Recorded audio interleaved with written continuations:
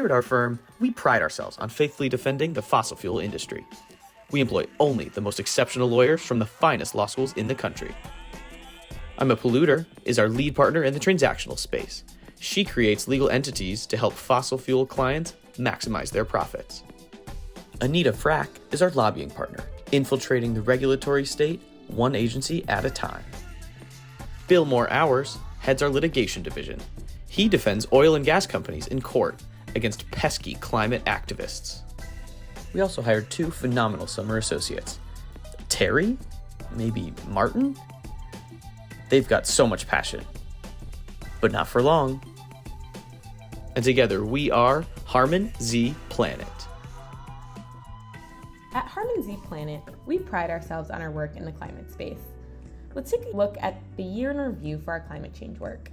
We'll start by giving an overview of the Big Law climate landscape, and then deep dive into the Dakota Pipeline case to illustrate the ways our competitors are putting their legal tools to use.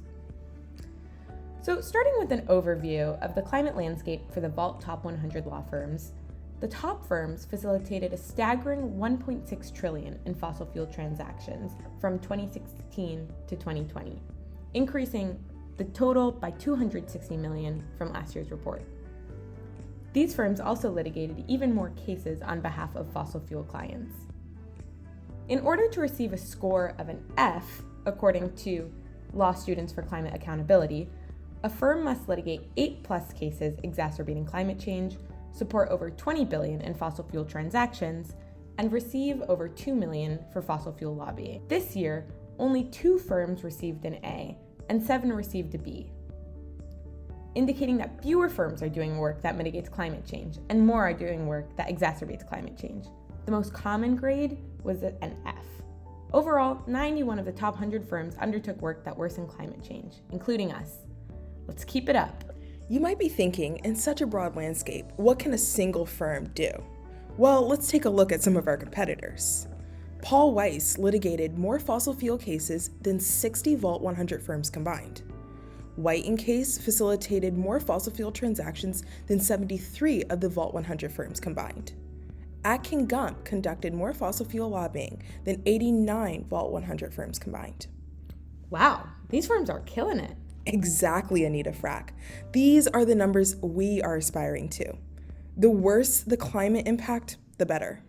As to renewable energy work, firms have also increased their renewable energy transactional and lobbying work. But while climate mitigating work is increasing, it still can't keep pace with traditional anti-climate work, which is increasing across litigation and transactions. So what do we tell these law students and climate organizations freaking out about our work? Well, we tell them 3 things. First, we're increasing sustainability of our internal operations through measures like increasing recycling and reducing travel. Second, we do climate-related pro bono work. Third, we're establishing environmental, social, and governance criteria practices. But what we don't say is that these measures really are just shams. Take a look at our competitor, Latham Watkins. They announced their operations would become carbon neutral in 2020, but the Dakota Access Pipeline, just one of the many projects Latham Watkins worked on, generates life cycle emissions almost 8,000 times greater than the annual emissions the firm prevented by going carbon neutral. As for pro bono initiatives, no big firm devotes more than 10% of billable hours to pro bono work, and even a smaller fraction is devoted to climate-related causes.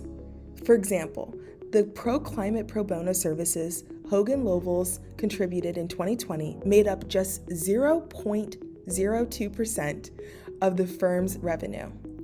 All the good work that firms do is clearly drowned out by the bad.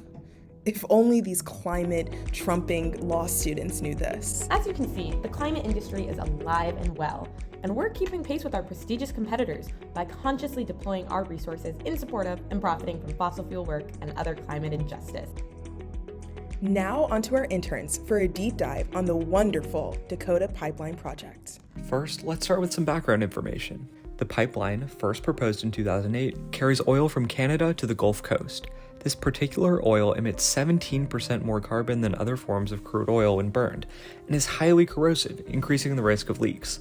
The proposed footprint of the pipeline passed directly through indigenous reservations in the Dakotas. At every step of the construction process, law firms laid the legal groundwork for the pipeline to be approved and built. Let's take a look at some of the key players. From 2013 to 2016, Troutman Sanders and DLA Piper lobbied the government on behalf of oil companies to obtain construction permits for the pipeline. Latham and Watkins and Norton Rose Fulbright created joint ventures between the oil companies to propel the project forward. And in response to the protests, Norton Rose Fulbright sought temporary restraining orders against protesters, and Gibson Dunn successfully argued that the pipeline ought to continue operating even before finishing environmental review. Huh. That's efficient. Now let's talk about regulatory capture. These firms had a leg up in dealing with the government as several partners had experience in relevant federal agencies. For example, Will Sherman of Gibson Dunn served as general counsel for the Federal Agency Regulatory Commission.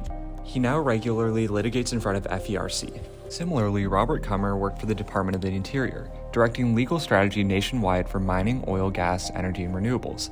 This revolving door of DC is a common practice. Through personal relationships and deep networks, these law firms have effectively captured government agencies. With the deck stacked against them, activists and grassroots organizations often opt for more direct action. A ceremonial way of cleansing the site and sending their message. The world is waking up into seeing what's going on here. The protests gained international media attention, but there were also parallel fights against the pipeline in federal court. Let's say a word about those. On behalf of the Standing Rock and Cheyenne River Sioux tribes, lawyers from EarthJustice and a tribal law specialty firm attacked the pipeline in a series of lawsuits dating back to 2016.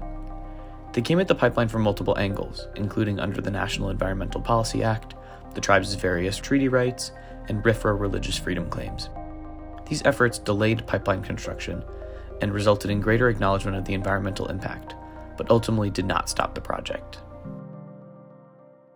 I don't know, that all sounds pretty bad. Well, it's all about how you frame it. I mean, our interns do some pro bono work, and we took that one renewables case that one time. I get that Big Law has made record-breaking profits from the fossil fuel industry, but at what cost? I'm looking at ABA Rule 1.16. It says that law firms can drop clients if they fundamentally disagree with their ethics. Didn't Kirkland stop taking Second Amendment cases because of the mass shootings? And take our lobbying and transactional work. We don't have to do any of that. Why don't we terminate our relationships with clients in the fossil fuel industry? The industry will halt at every point in the process if lawyers like us grow a spine, stand by our values, and refuse to provide our services. What about my lake house? And my Lambo. I could do so much more with my law degree.